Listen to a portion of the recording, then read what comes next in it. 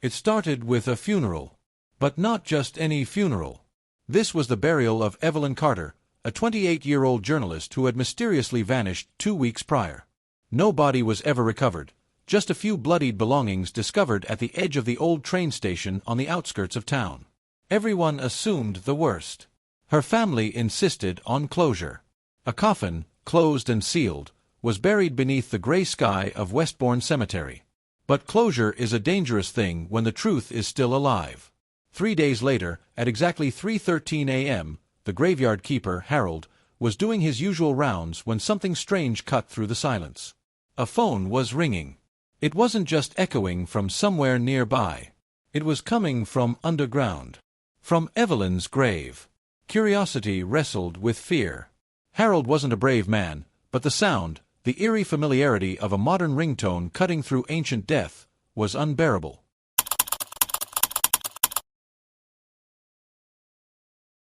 He stood over the freshly turned dirt, heart pounding, listening as the sound vibrated through the soil. The phone kept ringing. Over and over. Unable to take it anymore, Harold called his friend at the local police department. But here's where it gets strange. The police already knew. They had received a call from that number, Evelyn's number, 2 hours earlier. Except the call didn't come from the cemetery. It pinged from inside the old subway tunnels beneath the city, abandoned for decades. Meanwhile, Evelyn's last investigation before she vanished involved a shadowy group known only by initials, VIRGO. They were rumored to be behind a string of mysterious disappearances, all journalists, whistleblowers, or people who knew too much. Evelyn had told her editor that she was on the verge of exposing them. Then, nothing. Silence. Blood. Gone. Until now. Who was calling? And why now, after her funeral? Was it a trick?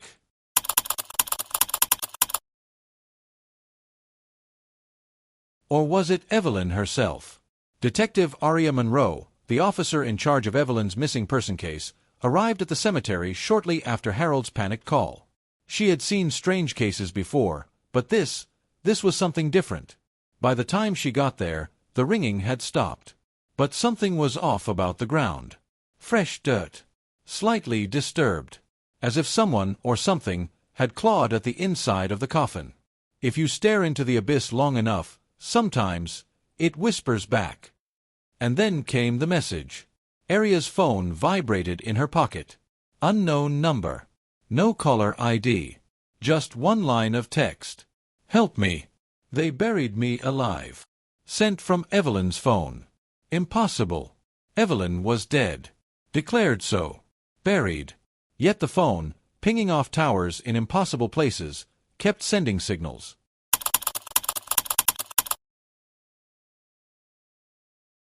Aria tried to trace the message, but the origin bounced from one abandoned part of the city to another.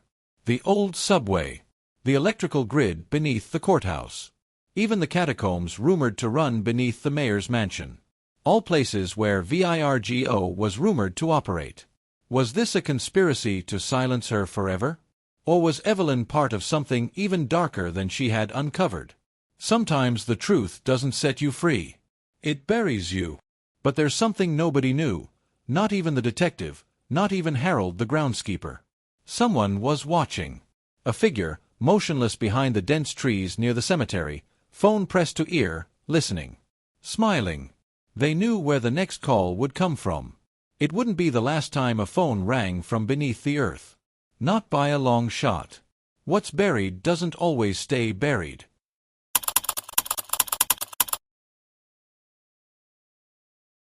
Maya couldn't stop thinking about her brother's voice on the phone. I'm in the tunnels. Tunnels.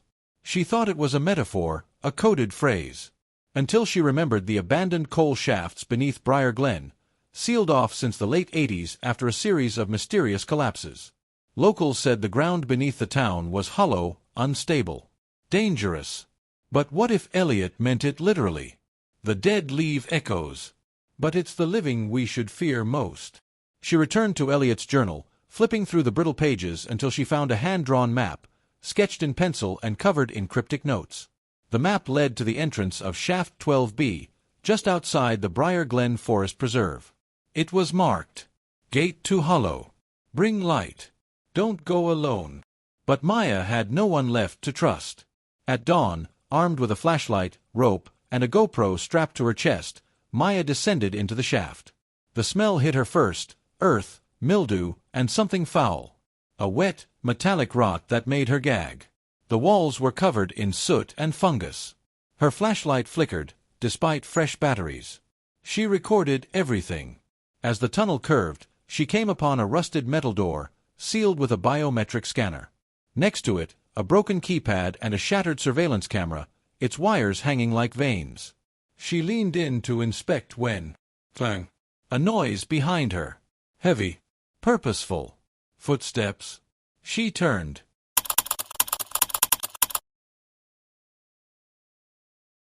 Nothing. But her camera caught a shadow.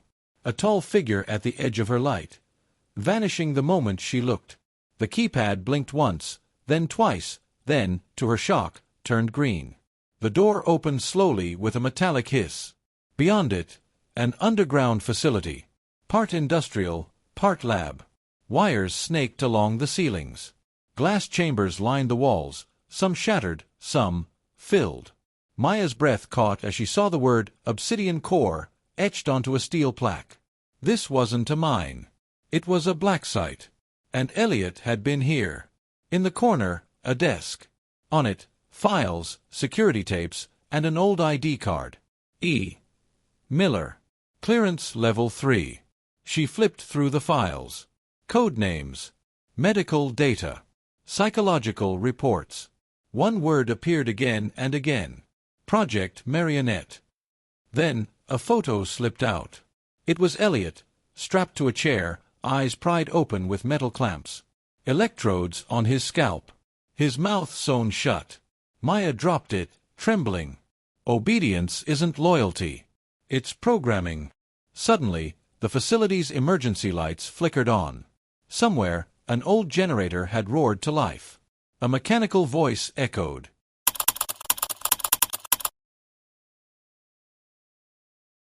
Subject breach.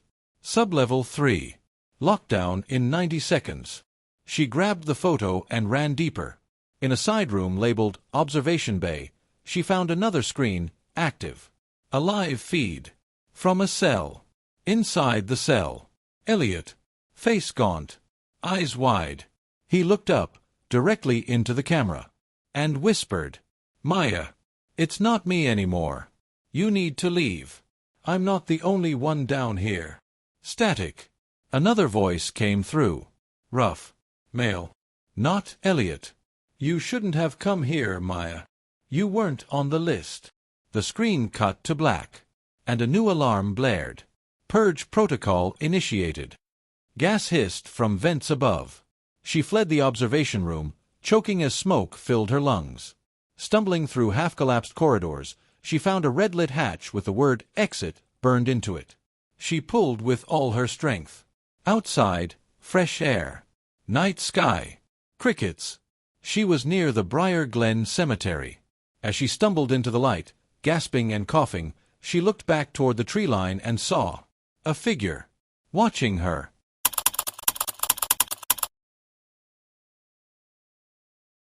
Long coat. No face. Just a black helmet with a glowing red visor. He didn't chase her.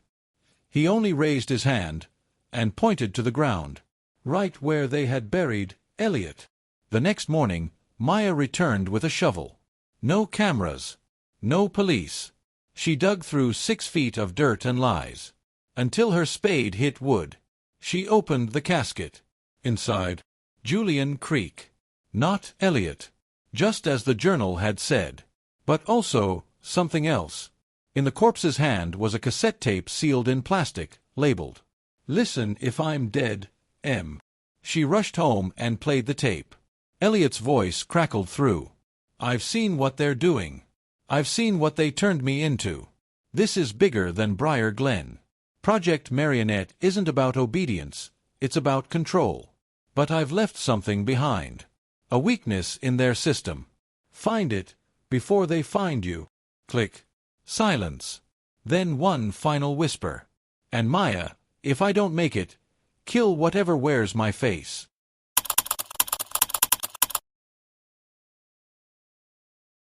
Maya didn't sleep. She couldn't. Not after hearing Elliot's voice again, raw, broken, terrified. The cassette was now in a safe in her closet, but its contents were burned into her mind. Kill whatever wears my face. She replayed the tape over and over, picking apart every background noise, every flicker of static. On the third listen, she caught something. A tone. A high-pitched, rhythmic beep. She ran it through an audio program and matched the sound. Morse code. A single word. Halcyon. Truth never dies quietly. It scratches, claws, and bleeds its way out. She searched every database she could access. Military records. Local archives. Nothing. Until she got into a dark web medical research mirror site. Hidden behind layers of encryption, she found it. Halcyon Initiative, Phase 3 Trials. Funded by Obsidian Core. Clinical trials for neural compliance stimulation. Plain English. Mind control. The files were heavily redacted, but she found a list of subjects. Subject 014, Elliot Miller. Status, unstable. Reassigned. Facility Echo 9. Facility Echo 9. She checked the coordinates embedded in the file's metadata. It wasn't in Briar Glen. It was 2 towns over, deep in the mountains, beneath a decommissioned psychiatric hospital called Ashcroft Asylum. Maya made a plan. She'd break into Ashcroft and find Echo 9.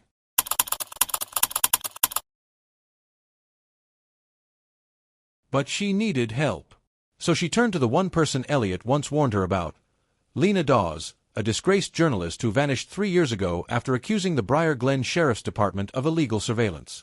Maya found her in a trailer 2 counties south, living off-grid. Hair white from stress. Eyes tired but sharp. Maya played the tape. Showed her the photo of Elliot strapped to the chair. Lena didn't flinch. You think this is the first time they've done this? You're standing in a graveyard of identities. Elliot just found the wrong door, and now it's wide open. She opened a footlocker and pulled out a black binder marked The Marionette Files. Inside were photos, transcripts, and handwritten notes. Project Marionette wasn't just mind control. It was identity reprogramming. Subjects were taken, mostly whistleblowers, dissidents, or civilians who knew too much, and erased. Memories wiped. Personalities fractured. New roles inserted. Some were turned into spies. Others, scapegoats. A few became killers. One file was circled in red, Subject 008, Mira Talone. Deemed a failed asset. Decommissioned. Her last recorded act? She burned down a school. Lena slammed the file shut. Back at home, Maya received a package. No return address. Inside, a single Polaroid photo. Grainy. Taken from behind chain-link fence. It showed a person strapped to a hospital bed. Elliot. His face was wrong. Pale. Eyes rolled back. But unmistakable.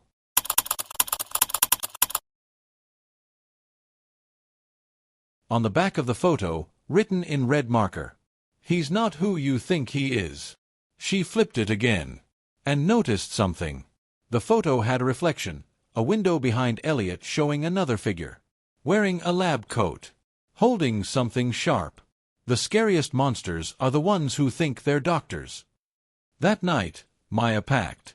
She and Lena would go to Ashcroft at dawn. But at 3:17 a.m., her phone lit up with a text. Unknown number.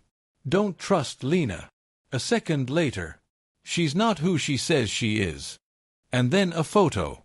From inside Maya's own house. A shot of her, asleep in her bed. Panicked, Maya ran to her living room. Lena was already up, staring at her laptop. Something wrong? She asked, too calmly. Maya stared at her. Then at Lena's laptop.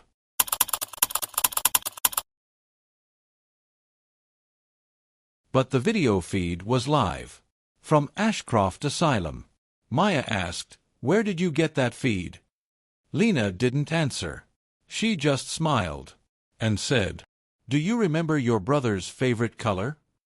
Maya blinked. "What?" "Think hard," Lena said, still smiling. "Are you sure he even had one?" Suddenly, Maya realized. She couldn't remember. Not clearly. Not Elliot's laugh. Not the way he walked. Not anything real. Just the videos. The voice. The story. Then everything went black. She woke up hours later, tied to a chair, in a white room, and across from her, sitting calmly, was Elliot, smiling, too wide, too still. "Hey sis, you finally made it. We've been waiting for you."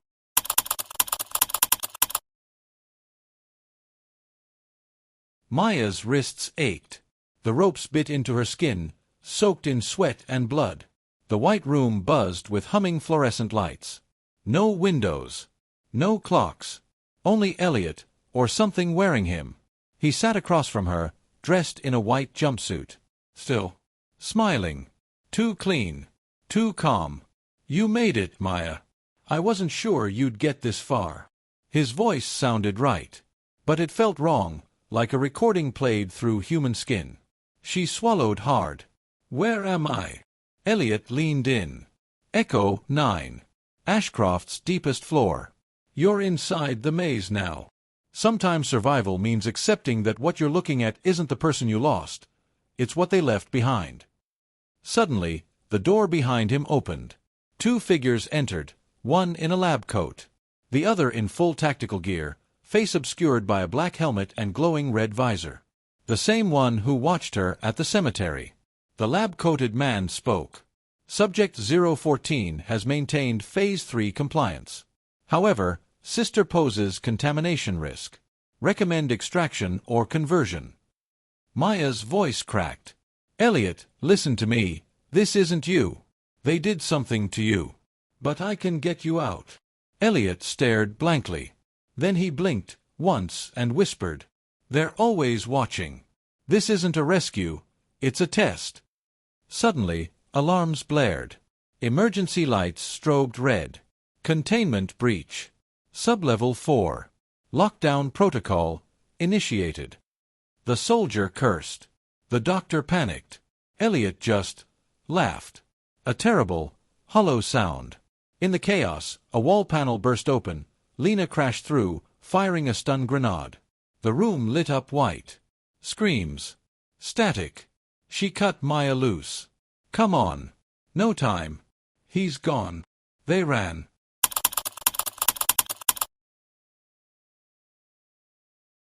But as they reached the hallway, Maya turned. Elliot was still in the chair, smiling. Tears ran down his face. His voice barely a whisper.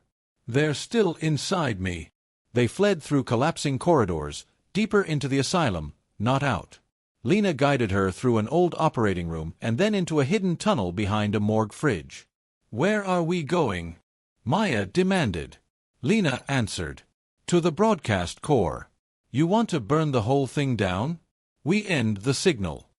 As they crawled through the maintenance shaft, Maya pressed her hand to her chest. Beneath her coat was the cassette. The one Elliot left in the grave. She'd almost forgotten. But now, her instinct screamed. She stopped. "Play the tape," she said. Lena hesitated. "We don't have time." "Play it. Now." Lena sighed, pulled out a recorder, and hit play. Elliot's voice returned, strained, static-warped. "If you're hearing this, I'm probably gone. Not dead, just overwritten. They built me into a weapon. But I broke protocol once. I slipped something into the core. A virus. A voice. Mine. There's a broadcast node. Central Echo 9. If you reach it, play this tape. Loud. It'll crash the loop." Lena's eyes widened. "I thought he was gone." Maya whispered. "He left himself behind." They reached the broadcast node, a circular chamber filled with humming servers, old televisions stacked like a shrine, each playing faces. Voices.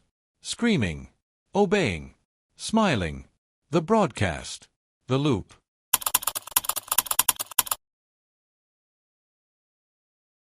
Maya stepped to the central console, slid the cassette into the drive. Then, a soft click, and Elliot's true voice boomed through the chamber. "This is my name. This is my mind.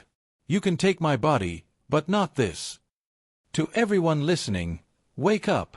The screens flickered, glitched. Dozens of faces stared, then screamed in unison. The floor cracked. Smoke poured from the walls. The loop was breaking. Every system has a flaw, even the perfect lie. But behind them, a door blew open. The soldier with the red visor stepped in, weapon raised. Maya turned to Lena. "Go!" Lena ran. Maya stood her ground. The soldier stepped forward, visor pulsing. Paused. Then slowly reached up and removed the helmet. It was Elliot, but his eyes were vacant, controlled, almost synthetic. She whispered, "You don't have to do this." He raised the gun, and then he turned it on himself. A single shot. He collapsed, dead.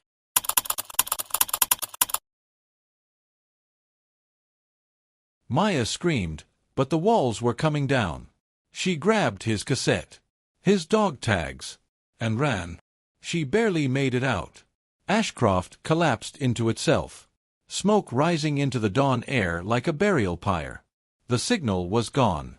But so was Elliot, or at least, the part of him that could have been saved. Weeks passed. Maya published the files, leaked everything. The Miller conspiracy, Obsidian core, Project Marionette. A journalist picked it up. Then a podcast. Then a court. But the faces behind the curtain? They vanished. Like smoke. Like whispers. Like ghosts.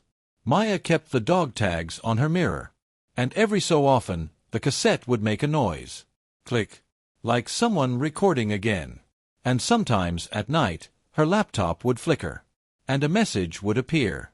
"Still here. Still watching. Buried the wrong body. And I'm still digging."